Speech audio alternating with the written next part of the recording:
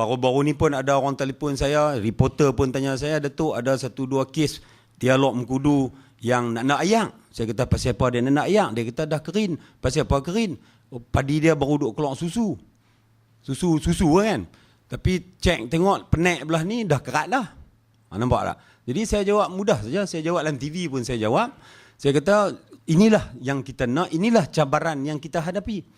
Kita kata yang petani-petani yang tak mau ikut jadual, yang dah dia kira dia orang kata hang mengalah, dia kata dan bila mai elok mai jadi macam ni dia kalut.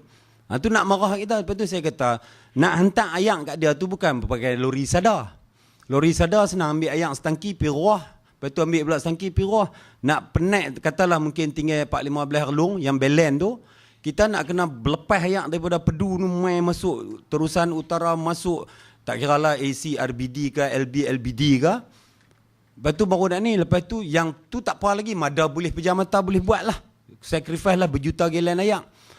Tapi yang masalahnya bila orang hak nak mengerat tu duk atok apa nama jentuai dah, harvester dah, puak tu saya tak parang.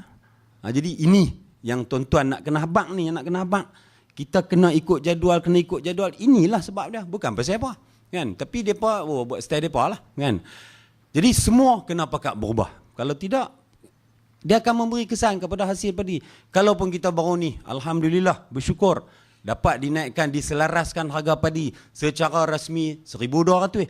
Walaupun saya ada dengar seorang dua tak puas hati. Saya kata memang lapuk ni kalau naik 2,000 pun depa tak puas hati. Yang banyak bercakap tu orang yang tak buat bendang, kan?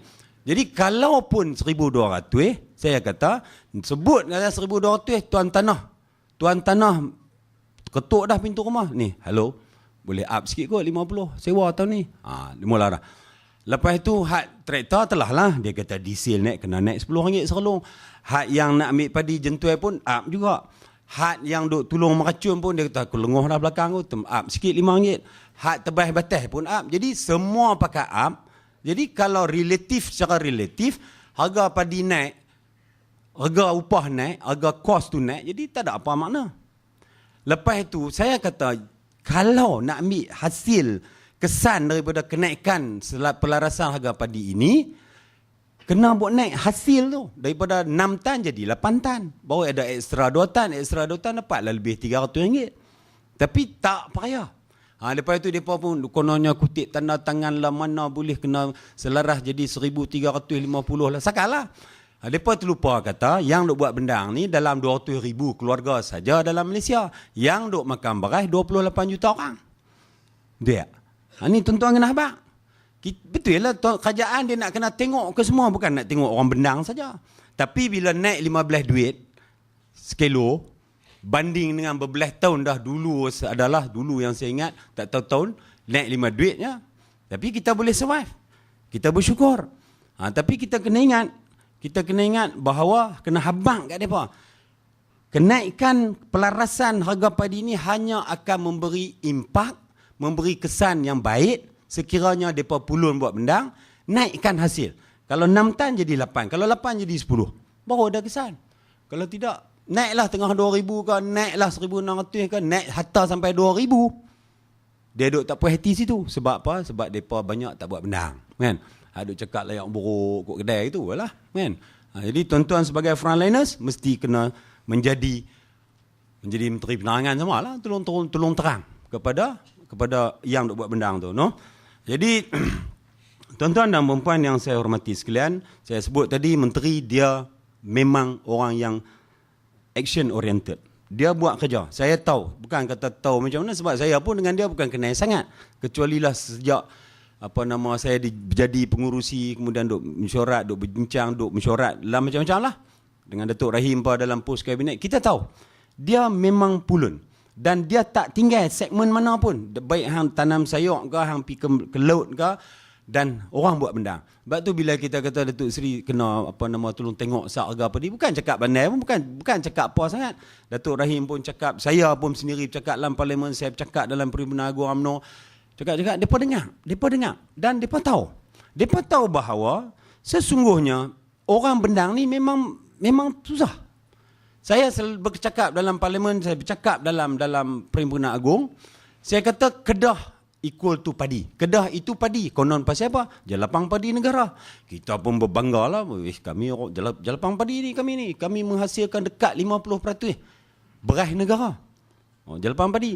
Tapi kita tahu juga padi itu dekat dengan kemiskinan.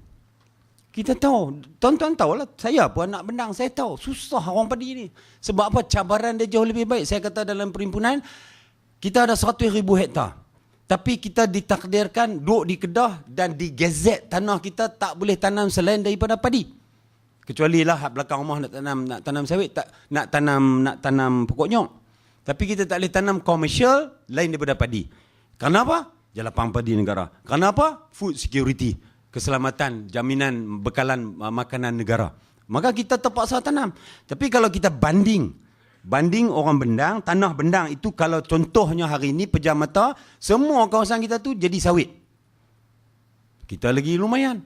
Sawit dia boleh bagi, kalau harga hari ini kurang-kurang pun 11-12 ribu ringgit pendapatan 1 hektar 1 tahun. Berbanding dengan mungkin padi dalam 9 ribu tak sampai 10 ribu.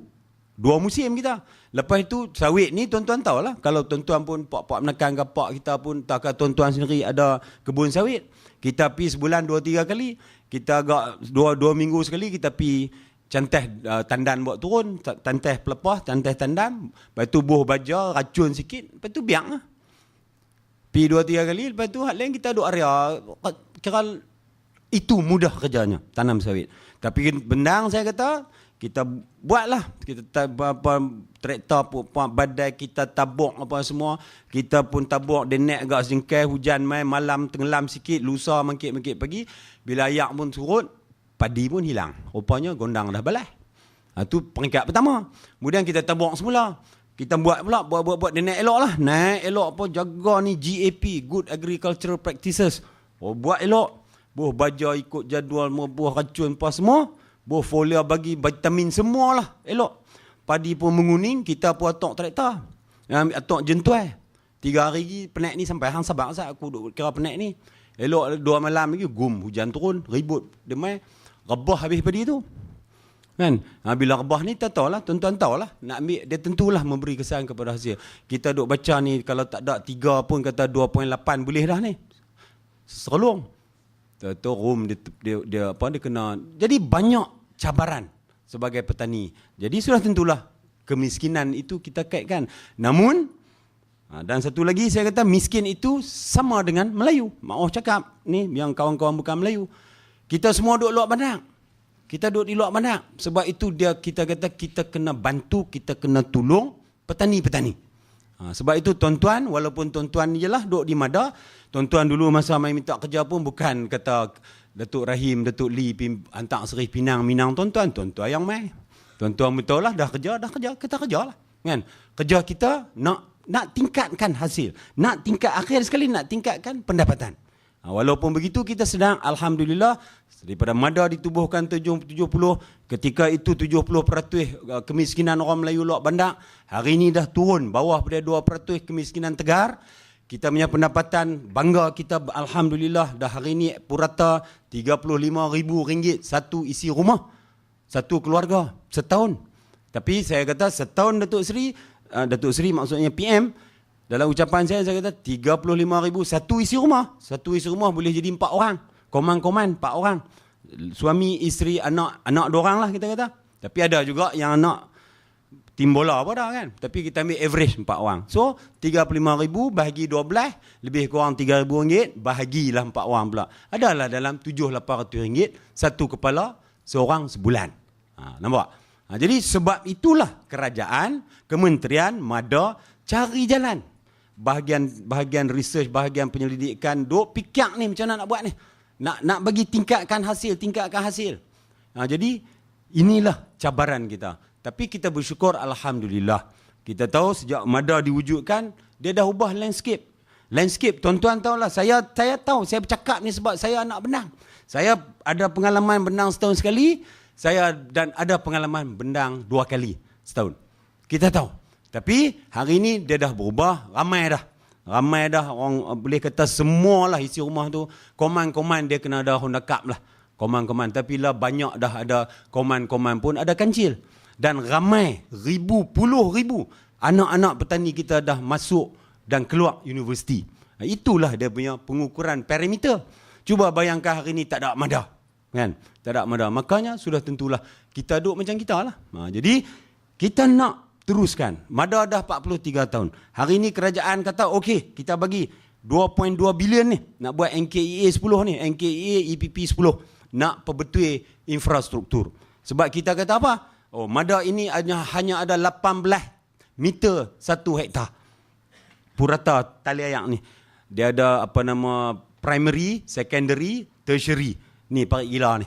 Kan? Yang ni lah yang kita nak buat dan pihak teknikal Urustia Teknikal Mada dengan kementerian tengah duk susun. InsyaAllah benda-benda ni kita akan laksanakan dan mula dah pun setengah-setengah tempat. Kita nak perbetul balik benda-benda ni dengan harapan sasaran kita koman-koman 30 meter 1 hektar. Jadi bila ada 30 meter 1 hektar, kerja tuan-tuan pun mungkin lebih sikit. Ataupun lebih senang sikit. Kan? Jadi kita juga insyaAllah akan mengambil kira pandangan daripada tuan-tuan di bawah yang tahu ni apa masalah di bawah sana untuk memberi cadangan. Ni nak Aaron kok mana ni? Aaron orang Kedah, saya cakap Kedah sikit. Aaron kok mana apa supaya kita nak selesai once and for all. Kita tak mau dah dengar tang ni ayak sampai, tang ni ayak tak sampai, tang nu tinggi, tang ni rendah. Depa kata tali ayak rendah pada padang apa semua nilah, pada bendang dan sebagainya. Jadi yang ni kita akan buat. Jadi kita harap, kita tahu bahawa padi ni dia kena ada ayak, kemudian kena benih elok. Jadi bak benih ni pun saya sedang kita nak pakai 26,000 tan satu tahun, 13,000 tan satu musim. Jadi kita pun juga insya-Allah kita nak mengawal. Mungkin insya-Allah Mada dan juga mungkin kementerian boleh dan perlu mengeluarkan lesen. Ni lesen lah, macam sertifikat kepada seed growers ni. Hak yang duk buat apa? Dia buat benih lah. Kan dia buat benih kononnya dapat lebih sikit 1,400, saya tak faham lah sangat. Tapi kita nak kena kontrol juga depa ni supaya depa pun ikut kita punya SOP supaya akhir sekali benih yang ditabung oleh petani kita ini adalah benih-benih yang betul-betul sah. Kita tak mau lagi yang jenis duk dengar macam-macam lah. Cerita lama ni kan. Jadi sebab itu dia menjadi cabaran kepada kita. Maka kita nak hasrat dan harapan yang berhormat menteri itu. Dia cerita macam ni. Baru ni kan dia lancar semasa dia kata jihad memerangi orang tengah sektor padi. Apa maksud dia ni?